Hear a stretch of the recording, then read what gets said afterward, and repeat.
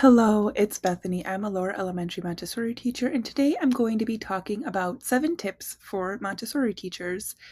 So, we're just going to get right into them with letting students have breaks.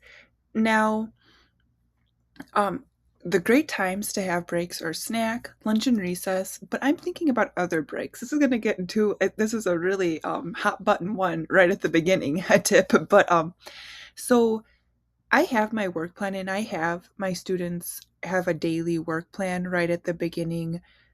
Right like from the get-go, they know what's expected of them. There's works at the top and then works. It's all blank for them to check off. And now people don't like the check-off system because they think, okay, well, students should always be working. But the thing with having a work plan with a check-off system or a write in what you do for like math, language, and cultural where it's blank, it one allows the students the freedom to choose what they are learning, but then also it's like, okay, if I do this work, I know at the end of the day, which is usually just 15 to 30 minutes, and that they have to like a break to choose something what they want to do. That could be a big project, just however you want to structure it. It could just be time at the peace table, it could be reading a book, it could be whatever. The students can then, even though they've chose what to work on and when to work on it all day, they get the accomplishment feeling. Okay, I've done my work for the day, now I can go on and choose what I want to do. And again, most students only end up with like 15 to 30 minutes left, and you might think, well, that's too much. But even if you do have a student that does like, okay, I worked all all day, I finished my work and they have all afternoon left, let's say, and you don't have like a special that day, then work on the bigger projects with them, or maybe give them harder work. Some students, no matter what work it is, you will just always get them that they will um just breeze through everything and just get their work done, but then it gives them a sense of accomplishment, right? It's just sense of accomplishment. Okay, that's part of breaks. It's like the end of the day, like, here's your thing. And a lot of kids don't finish their work every day, so sometimes they don't get that break. But here's another one. And this doesn't work for every student, and not every student gets this. But if you have a student that needs this, you just have to explain to the other students, not everybody gets this, which is a hard concept for them to learn. But with with these some certain students, they need to finish 2 works, have a break. Usually it's 2 works, have a snack break, another 2 works, have a 15-minute break, another 2 works, have a 15-minute break.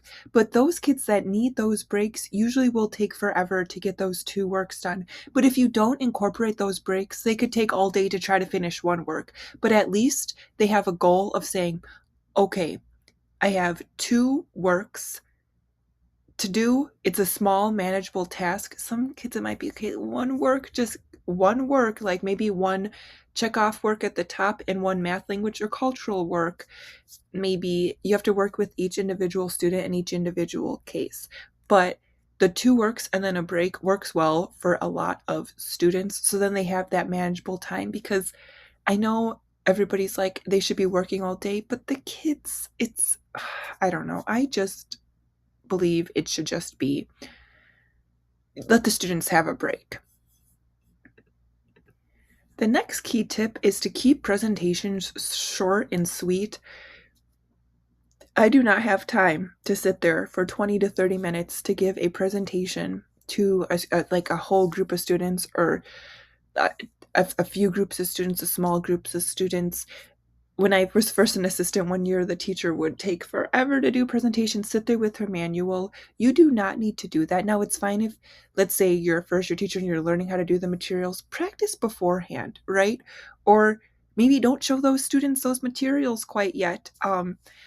But a presentation should at tops be 10 minutes, not, I don't know. I like to keep my presentations between 5 minutes. And also with that, let the students also help you do the presentation, so they can, if you're like, okay, just sit here and watch me do it, yes, that's helpful. But if they say, oh wait, I'm catching on, the 8 beads going to go there, or wait, the match for the plural of pants is pants, I found the card, let me put it there. Don't say, don't touch the works, because it's their classroom, right? So let them be involved in the presentation. They will remember it more, and just keep them short and sweet. And any other thoughts I had on this? Also, the the script of the presentation is fine to get the key points across, but you do not have to memorize your presentation manual thing from your training word for word for word. You don't need to do that. Um, yeah, it just doesn't need to be done. And speaking of presentations, how to know when, the next topic is having an organized system. Now, of course, I'm going to sit here and say use my scope and sequence and maps that literally have helped keep me so organized. It gives the students the power to choose what they're working on. It gives them, hey, I know exactly what I'm going to do next. So I took it in my own hands to create a scope and sequence. Maybe you want to do that too, but I have made it for you. If you would like it, I'll link it below. But it it was always just all these scope and sequence were small bits and pieces. I made my own map so they could take control of their learning, because we are keeping track of each individual student's learning. Yes, we may do a first grade group, and or we might do a second grade group or a mixed group or a whole group, but for the most part the students are keeping track of their own individual work, especially with their blank work plans. I like to use blank work plans. Like I said, there's a checkoff thing for checkoff works at the top. I don't call it checkoff works, I just call them daily works. Just daily works that they have. And so these, I kid you not, help me so much that I don't even plan anymore. It's just like, okay, student, show me your map. What's the next thing on your map? That's what you can do. They could choose that. They could say, I should have probably mentioned this in the presentation, but if they want to come, or maybe that'll be later, I'll mention it later here in a second, but an organized system, right? They know exactly what they need to do with their organized work plan. That's blank. They could still fill it in with whatever they want, but then also letting them know, hey, here are my options of what to work on in like math or language, or to break it down even further, like time, money, or measurement. Which work do I want to do? Or if they want to hop a few spaces in the map, let them, But at least it's a system where you say, hey, you've done a lot of that lately. Let's do some of this. An organized system. It takes a while to get down to having an organized system. Lots of Montessorians say 7 years, but which I just finished my 7th year of teaching, so that's exciting. So I finally have a system, although I am going to change a few things, especially with the cultural. I used to do a whole group cultural, and I'm going to add here soon to my scope and sequence cultural lists, because I've tried to make them into maps, and the cultural is just so many things going on with it that it's just not working with the linear map. So I'm going to make lists and have the students pick their cultural, and I think a lot more will get done. I'm going to talk about that in a future video, but that is a great thing. The next, but having the organized system, please check it down below. The next one is to have fun, and you might think, have fun? I thought we were just supposed to have this organized system and keep our classroom. But the thing is, one time when I observed a Montessori classroom, I witnessed a teacher like roll her eyes like after speaking with a student. And I understand sometimes students can get on our nerves, but that's why there needs to be some funds. I'm not saying, act like a kid, but act excited for what you're doing. I know that I give better presentations when I'm like, oh, I'm so excited to show you this today, or I can't wait to see you learn this. Because if you're getting excited for it, they will also be excited for it. Again, this is their environment. I am not supposed to be sitting there and saying, here's what you need to do. Yes, there are things they need to do and need to see at certain points, but you have to say, oh, I'm so excited for you to see this today. Or, wow, you're going to learn a lot with this presentation. And some kids will still be reluctant to come, reluctant to see, reluctant to do their work. But that's why we have to be like, man, math fact's so exciting. Not to the point where it's cheesy, and not to the point where it's not a genuine thing. It just has to be, man, I love teaching this. And you just have to have fun, and also plan projects or activities. Like say at the beginning of the day, oh, we have a special thing going on today, or maybe on Monday, say on Thursday, we're going to do a special activity. So the kids have something to look forward to.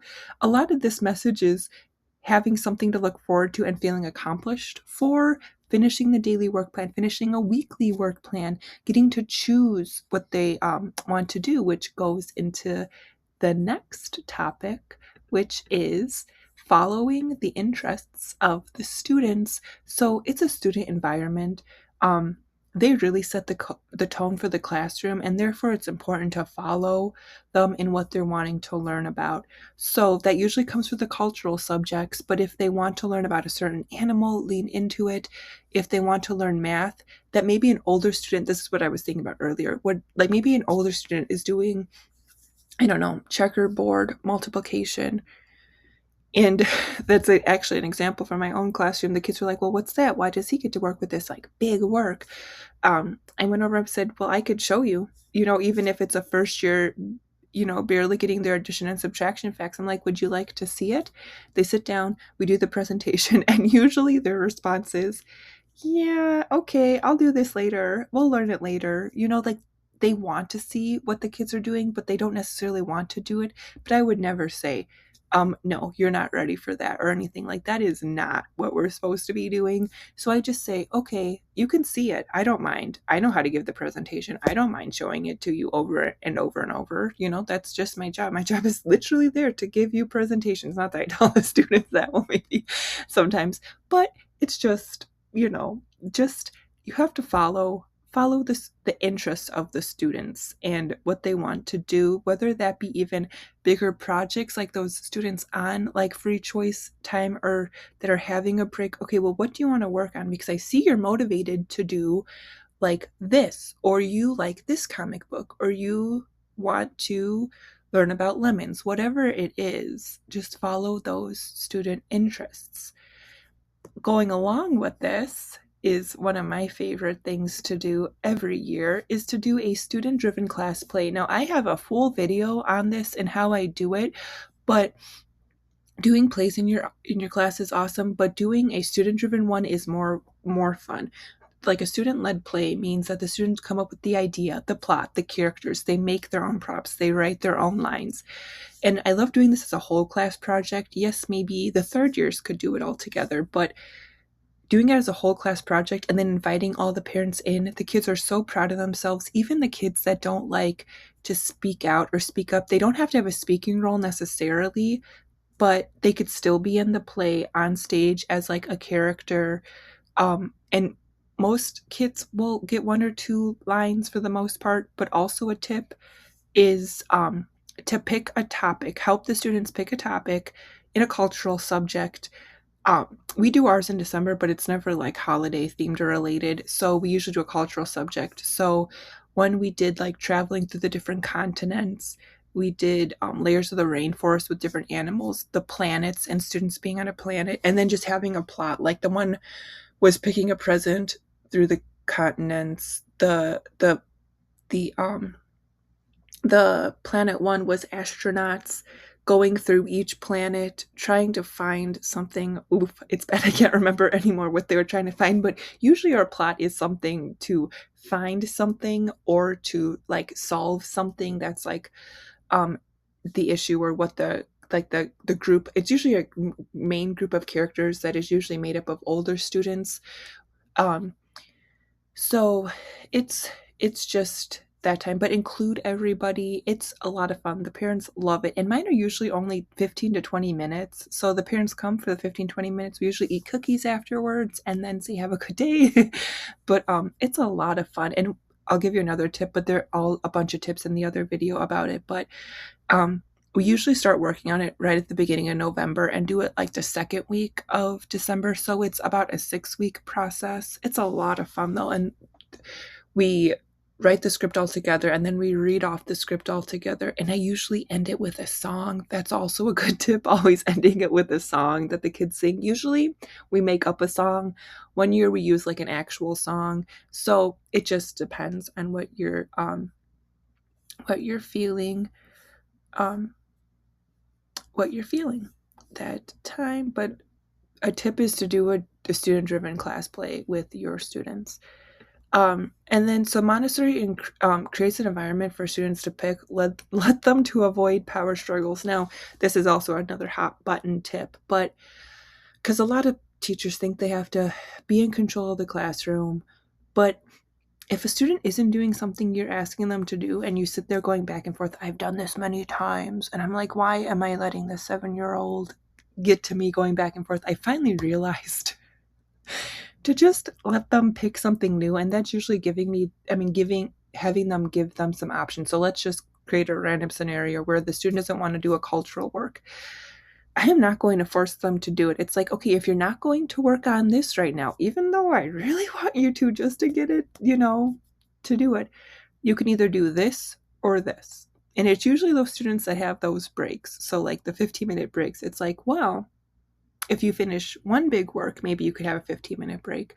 It's not, I don't know. It's just,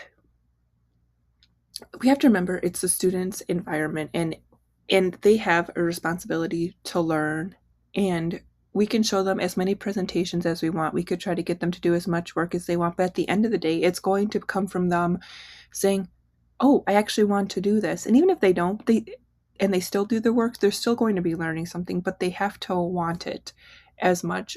Like, you can't want it for them. So saying, okay, well, if you don't want to do this now, and sometimes the students never get back to the work you wanted them to do in the first place. And the students don't remember that. I hardly remember it. So it's like, they're not going to sit there and say, well, last time you let me do this. Now, some students will do that, and I've learned that, but it's the student's environment. Let them pick.